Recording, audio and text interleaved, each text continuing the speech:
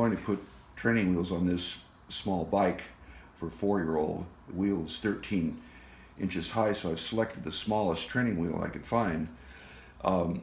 This particular training wheel I bought at a local secondhand bike store for $5. Be sure that you get a derotation bracket. There are several types. This particular type has a tab here that fits in the dropout slot. So when the training wheel is put on, that the bracket on the training wheels won't rotate.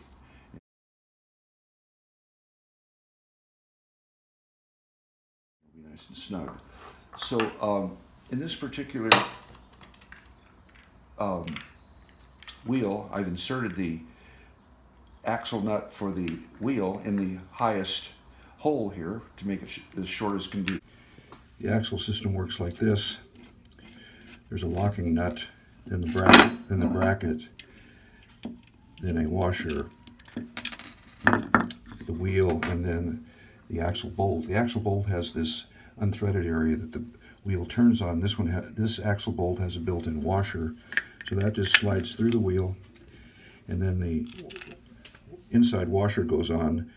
Then the bracket, no washer is required on the inside, just the locking nut. And then you want to make sure that you tighten that down sufficiently so that it doesn't come off, but you can tighten it down as tight as you want, and it'll allow the wheel to spin. And it's going to fit on the lower slide or the lower slot here. So what you do here is take off the nut on the axle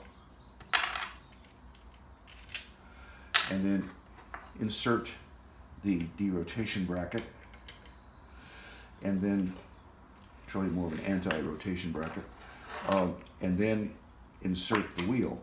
Now go ahead and put on the lock washer back on, and there's no washers between the anti-rotation bracket and the training wheel bracket, but there's a lock washer here, and that'll lock everything in together. And I tighten that down by hand. Now, in order to get the proper height of the wheel, you want it to have the bike to be able to tilt so that the child can balance without the wheels touching, but if they fall, one wheel will hit or the other side. So in this, what I've done here is I've decided that I want to have about a 1/4 inch play on either side. So I've already assembled the wheel on the other side and have a little shim underneath it. I'm going to put this 1/4 inch shim under this side, and I make sure that the bike is vertical.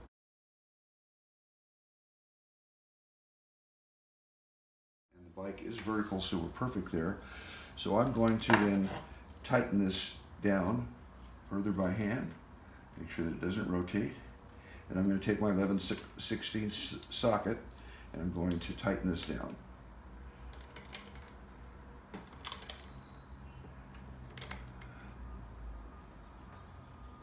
I'll tighten it down a little bit more later if everything's correct. So what I'm going to do now is I'm going to go ahead and take the shim out on this side and take the shim out on the other side.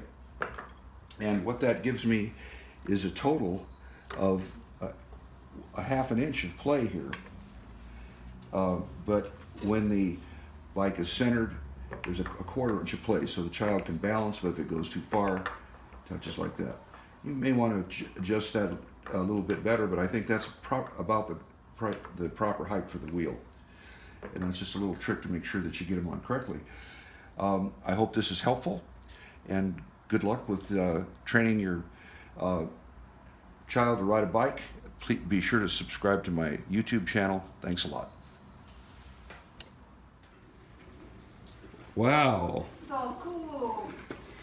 Oh.